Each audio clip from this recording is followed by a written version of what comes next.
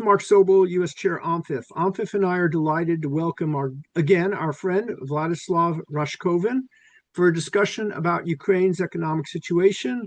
Vlad is a leading Ukrainian reformer, Ukraine's representative in the IMF, and formerly deputy governor of the Ukrainian Central Bank, who played a major role in helping clean up Ukraine's banking sector after 2015. So, Vlad, welcome. Hi, Mark. Thank you for having me here. And it's always a pleasure to talk to you. Thank you.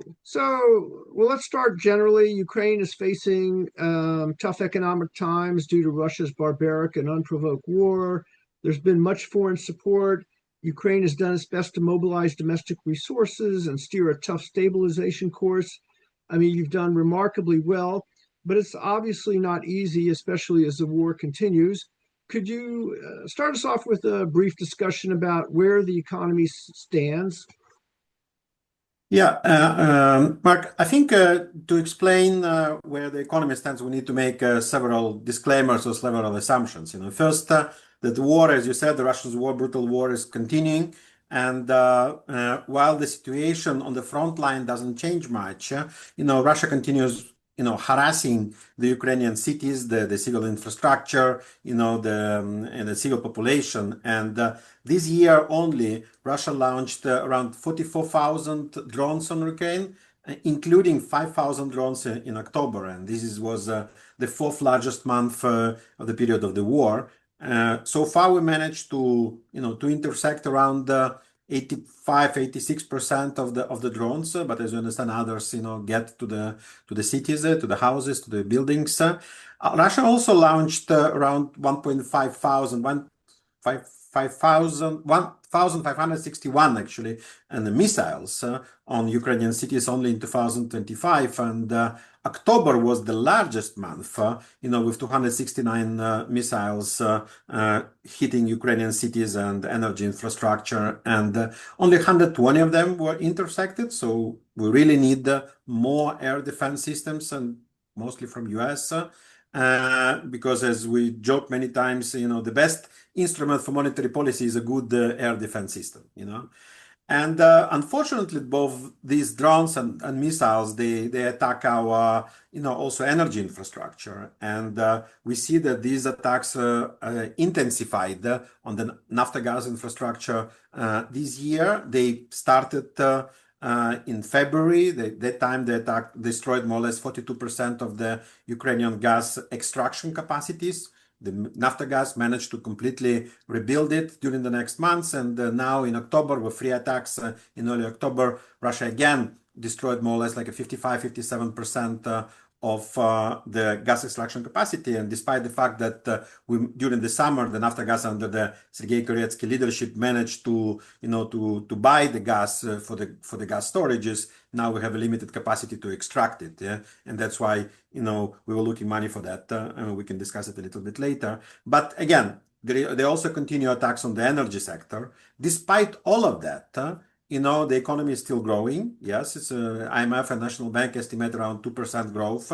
Not too much, but again, the country is in a full-scale war under the permanent attack with a very strong enemy. Inflation, the headline inflation is a downside trend. We see September inflation was around 11.9% versus the peak of more than 15% in the previous months. And, with following the National Bank monetary policy, National Bank forecast that inflation will go to the single digit by the year end. And despite all of the challenges of the war, the National Bank is committed to its midterm inflation targets and on the mandate to ensure the price and financial stability. And so having said that, I believe the National Bank will continue a little bit of like a tight monetary policy, also to sustain the attractiveness of the hryvnia assets for the households and for business, which is very much important to finance the budget.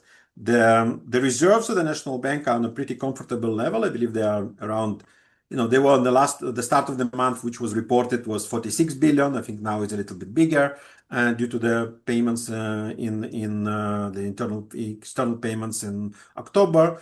And the National Bank is committed to increase the reserves further. In terms of the budget deficit, the deficit is this year is around 25%, and the next 2026 budget assumes this to be on the level of 18.5%, which is definitely higher than would be needed to ensure so-named IMF term external viability, which means the country being able to live without IMF program. Just maybe to finish this part, we are very much dependent yet on the external help. This year we had three major sources of funding. A is so-named ERA funding, which is the loans under the generated by the revenues from the Russian assets, the G7 loan, which is for Ukraine is a conditional and more like a conditional liability. And this is money coming from G7, US, EU, but also UK and Canada. This year we received around $33 billion of funds under this instrument, and this has been the major source of funding so far. We also have EU facility, which is a EU 50 billion loan, which was approved in early 2024, and since 2024-25, we received around 24.8 billion euro of funds from them, including 8.65 billion euro this year, and the IMF program. So these are three major sources. We're very thankful for the donors, and we really hope will support us in next year, because again, the war continues and we need to still sustain financing. Okay, well, thank you for that. That's a great overview. So let's drill down on your country's needs. So let's start with military needs, then we can turn to the general economy, even if the two are intertwined, as you know better than I do. So as I understand it, the IMF's financing figures don't include military spending, but you do have massive needs to cover in-kind ammunition supply, military production, including drones. You have to pay soldiers' salaries, etc. So what can you tell us about this? Yeah, I'm not a military expert, and IMF indeed is not looking for money to finance the war. We were working with budgetary and social needs, but we understand that the current economic model works in a way that all domestic revenues actually goes to finance. Revenues coming from taxes, from customs, from non-tax income of the government goes to finance military spending, and the donors' money go to finance the social needs. But for sure, as a fund, we need to understand the military needs, because, as you said, everything is interconnected, and unfortunately, looks like the IMF indeed, in general, should better understand the military economy.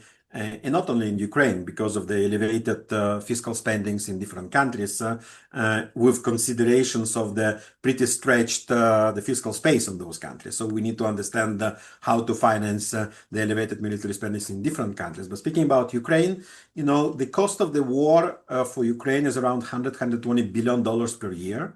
Considering that the Russian military spendings, at least something which they publicly say is around 160 billion. This is what the Economist said this week in the article. But the Economist also says that there are hidden costs, which is financed by the state-owned banks and state-owned enterprises in Russia, is much bigger. So we are fighting with a pretty big economy, and we need also to sustain our financing of the war on our side, which, as I said, is around 120 billion.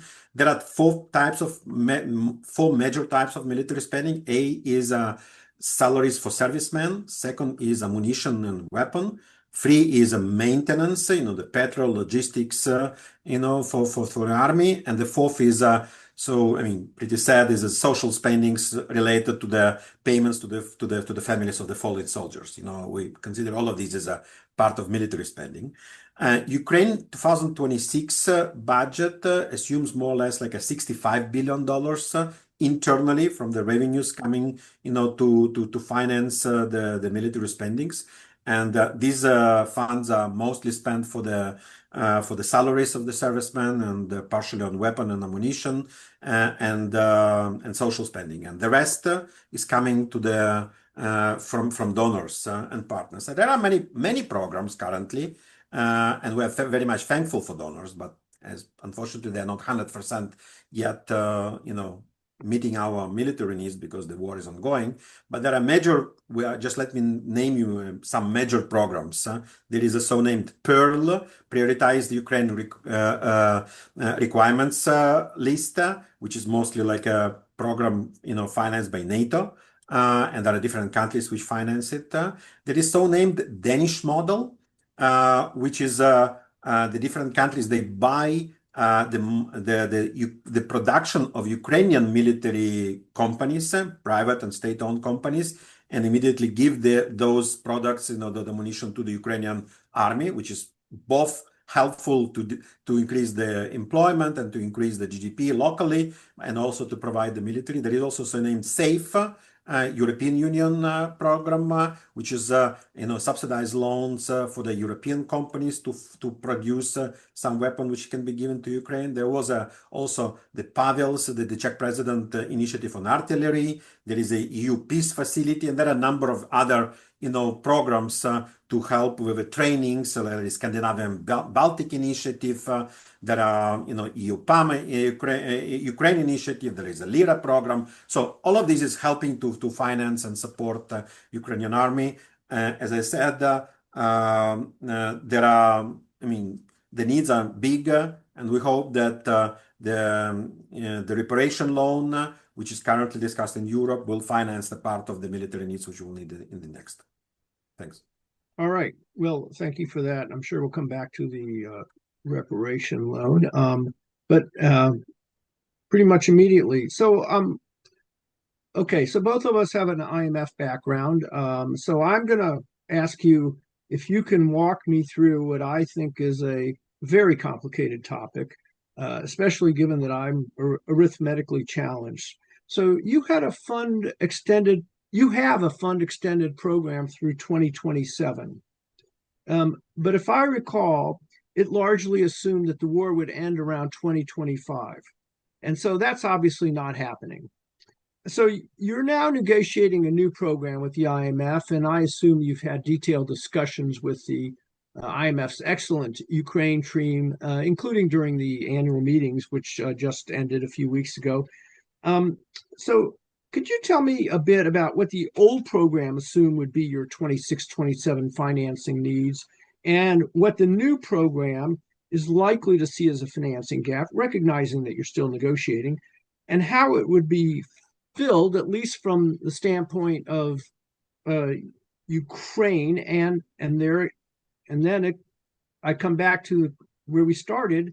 How do the Russian frozen assets play into filling those gaps, which is a very timely question, I think, today, because I've been seeing news reports that Belgium's refusal to participate in an arrangement to unlock Russian assets for Ukraine could upset the fund's planned work with you on a new program.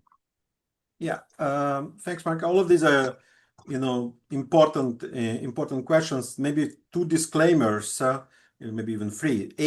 Formally, we are not in negotiations yet. And formally, we are still in the current program, which was approved in 2023. The program is not cancelled yet, but as I mentioned before, and as you mentioned, the war, unfortunately, Russian war, it continues, and indeed, the baseline scenario for the fund was assuming that the war would end in 2025. It doesn't mean that IMF was projecting the end of the war, but we were building up the financing case based on these external assumption for the fund. Understood. And my second disclaimer is that let's admit that the Ukrainian authorities are working hard in order to end the war.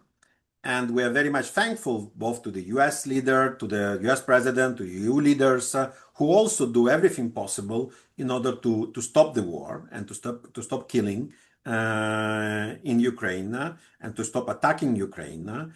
And as the President Zelensky said many times, we are supportive of the ceasefire and ready to go for the negotiations to end the war. Unfortunately, what we see is Russia is not ready for that, and we're really. I took it very positively, the recent actions of the U.S. government on the sanctions on the largest Russian oil companies. This is a pretty bold move. Hopefully, it'll play and push Russia more for negotiations.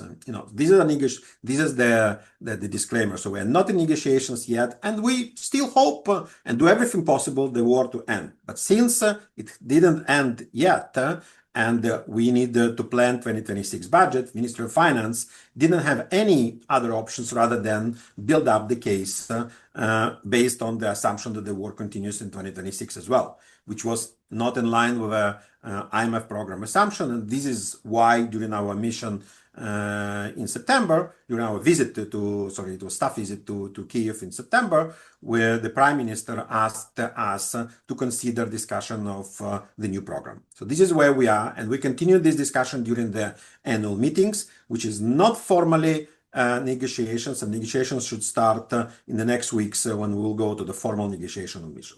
So this is like a disclaimers, more formal disclaimers. Going back to figures, the current program, which is still valid, when it was approved, as you know, has two major scenarios. One is so-named baseline scenario funding, and the second was downside scenario. And the program, the new EFF program, which was approved in 2023, in March 2023, is a somehow a unique program because it was designed under the new concept of the funding of the country under the exceptionally high uncertainty, also named EHU policy, which creates these two scenarios. And as I keep saying, it's not so much important the two scenarios themselves, but the space between them, which gives a lot of room for maneuvering for the both policies, for funding, for financing, and for reaction of the government. And I believe it was super helpful, super positive, and the program showed it worked, during these years because, as we discussed, the economy is sustained, financial stability and price stability is there, banking sector works pretty well, and the government is fully functional. So all of these showed that the IMF program was crucial and important for sustaining macro-financial stability in the country. Going through the program, and we, as you know, we went through the record 8 reviews. We increased the financing needs. So from 120 billion and 150, we went to more or less 155 to 170, in terms of the financing needs. And I don't know if you have a chance to count, but so far, since start of the war, start of full-scale war in 2022, Ukraine got $152 billion already. These was the figures by mid-October, and already in end of October, we received a few billion euro from European Union. So it's about 156 billion dollars, which was received from our partners to finance, again, only budgetary needs. I'm not touching the military needs. So this is where we were. And indeed, the program was assumed to be by 2027, but as I explained before, there was not much room for reaching so-named external viability for the program, which means to demonstrate that we can live without the program. And therefore, the idea was, and still is, to work through the frictionless transition to the new program, like 4-year program, still EFF, still under the exceptional high uncertainty framework, for actually giving more room for the country to bring the economy to more normal, under the assumption that the war continues for longer. And I don't know if this figure has been public, so I need to be very accurate, at least in one element of it.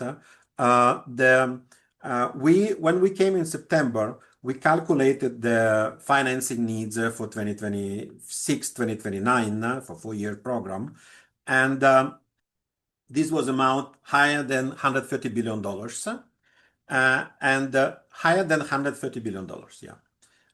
But this amount included also several elements which are currently in place, which is ERA funding, which is still available for Ukraine, there is also EU facility or Ukraine facility, as Europe says, which is also part of it is available for 26, 27. And there is also the proposal of the new EU midterm budget, which should start from 2028 for 7-year budget. There is assumption that Ukraine will get around 100 billion euro in that budget, so we could take part of that money to cover our financing needs for 2028-29. I cannot disclose which parts where, but the program, the financing needs, which we are currently working during the last, weeks for the 2026 and 27 particularly is around $60 billion. And the major assumption there is that the reparation loan should cover a big part of that. But we also work with, IMF program should cover part of it, and we also work with other donors, EU and beyond EU, to cover the same needs. It was unfortunate that the European Council didn't take this decision in mid-October, but as of our information, there is a pretty extensive discussions in the Brussels in these days, to come up with a decision at least by mid-December. I think the next council should be in December 19th, or maybe with some extraordinary meeting which can happen before. But again, even with December, we're still fine with this assumption. Well, thank you for that. It's I guess the financing is more difficult because the United States doesn't appear to be offering continued budget support for Ukraine, which I personally regard as unfortunate. Recognizing that you are not having formal talks, but assuming that you will be having formal talks soon, you've done a good job on the stabilization front and that you're able to patch together the financing. When do you expect the new program to come to the board, for example? I would expect, I would expect it to be, if everything goes well with the financing assurances and everything goes well with the negotiations and we reach staff level agreement, I would say that I do hope we will receive the staff level agreement during the mission, which means by end of November. And having said that, we will still wait for the financing assurance to be at least formulated by European Union, by European Commission, after the, let's say, instructions by European Council. And later probably somehow to receive the modalities of these to see if they're consistent with a fund program objectives. And if so, sometime in January, between end of December and mid second part of January, we should be fine. Somewhere between end of December, close to Christmas, to the mid second part of January, we should be fine. Okay. Well, that's very helpful. It sounds as if with the reparation resources that the situation is manageable, though very difficult situation still remains. It's difficult. It's difficult because this delay in decision is indeed unfortunate. What we understand is the democracies and these discussions in different countries. It's a leadership discussion. Every country has a right to raise these issues. The issue is that any moment of delay, delays, funding, which opens potential liquidity issues, in some time in the first quarter.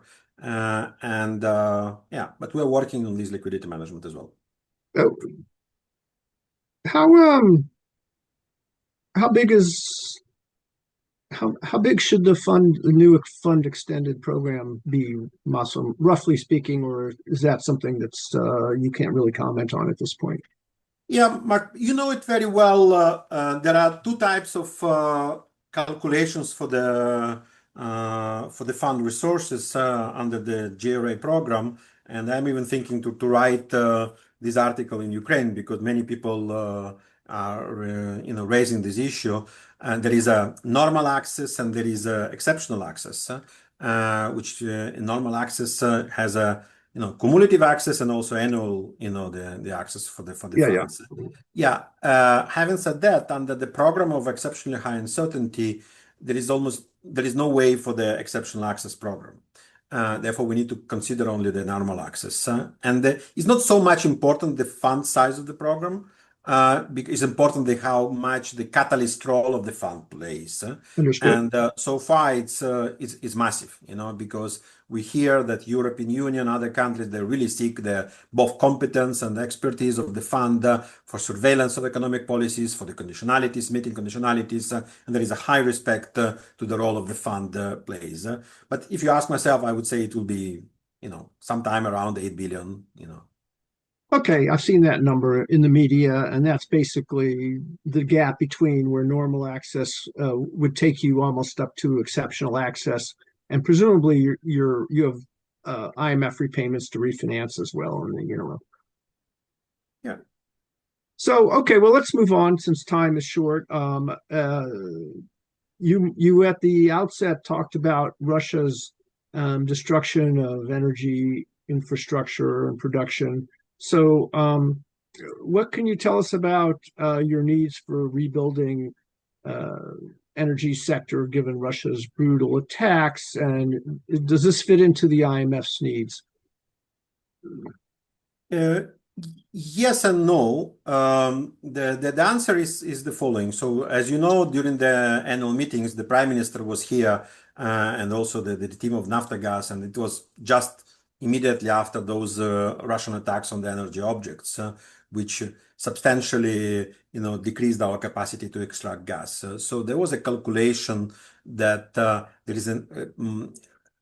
there are two elements. You need to rebuild, you need to repair, Right. the extraction capacity, which means the compressors, the pumps need to be rebuilt, but it takes time, and we are in the heating season time, So therefore, winter is coming, and we need it more urgently, money, not only for the reconstruction, which will take, months, and we can discuss it a little bit later, but the issue of buying physically gas, and that's why we discussed it in US, and there was some interest of US to provide this gas, but also we discussed in Europe.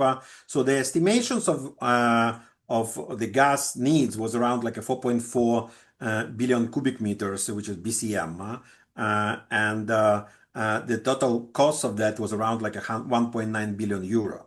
And the Prime Minister was here, and later she went to Europe. And actually, during the last weeks, she was trying to find this money. My understanding is, as of today, there is still remaining like a 400 million to find. And if this will be not, and this is a Naftogaz, individual case to find this money where the government helps them. Therefore, it goes a little bit beyond the IMF on that. But as soon as the part of it may be covered by the budget, this becomes the IMF topic, but I'm sure it can be integrated to the current needs. So, more or less, these efforts of the Prime Minister, paid. They had a result, a good result, and I'm sure she will be successful in finding this money in the next weeks. Great. Well, that's positive. But the reconstruction is a different story. Well, good. Time is short, but would you like a minute on reconstruction? Yeah, on reconstruction, it's a more complex topic because as we already discussed with you several times, we're already end of the year, and we still operate only with more or less one figure, which we have on the plate is the so-named rapid damage needs assessment, the fourth rapid damage needs assessment, RDNA4, which has been calculated by the World Bank. We can discuss how correct this figure, because it's more a function of damages rather than future reconstruction vision. But this is so far what we have is $524 billion of the reconstruction over the next 10, 15 years, including according to the RDNA4, the annual reconstruction is around $35-40 billion, including for this year, for 2025, it was proven, supported by the World Bank and European Commission, the needs of around $17.3 billion. Considering that, so this is like a needs. annual, at least for 2025. I will come back now to the reality. There is also the question of the capacity constraints on the local level, and there is also the third is the Russian continuous destruction. As I said, they continue attacking our cities, and which means that unfortunately these reconstruction needs, they are not going down. While we are rebuilding, the stock is increasing. I believe we will see the next DNA somewhere in early 2026, but this is so far what we operate.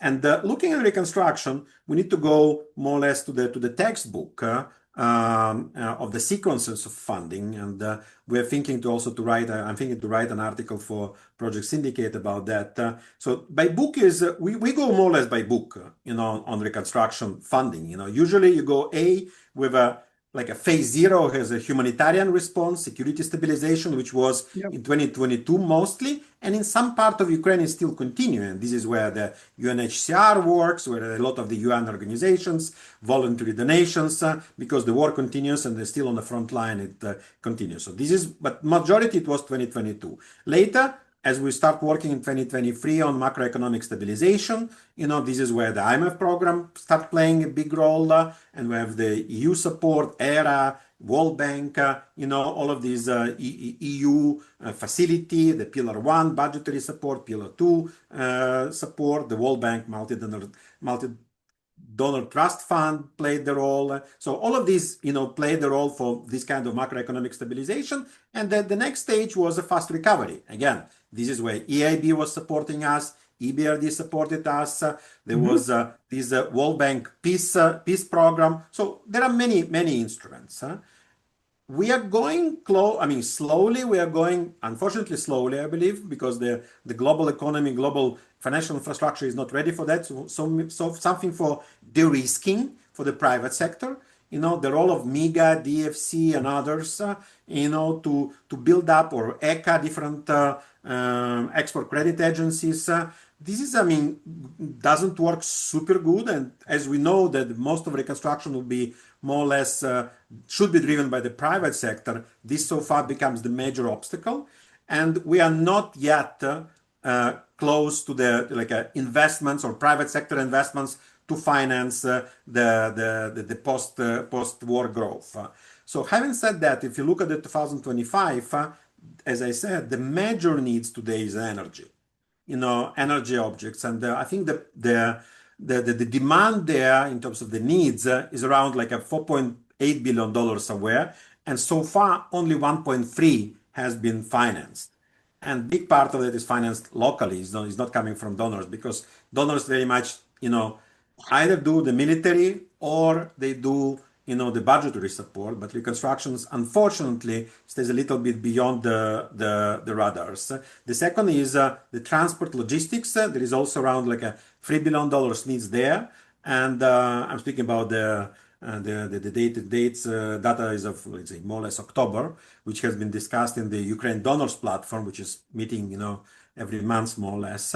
And data also, there is education, the health objects, which need to be also helped.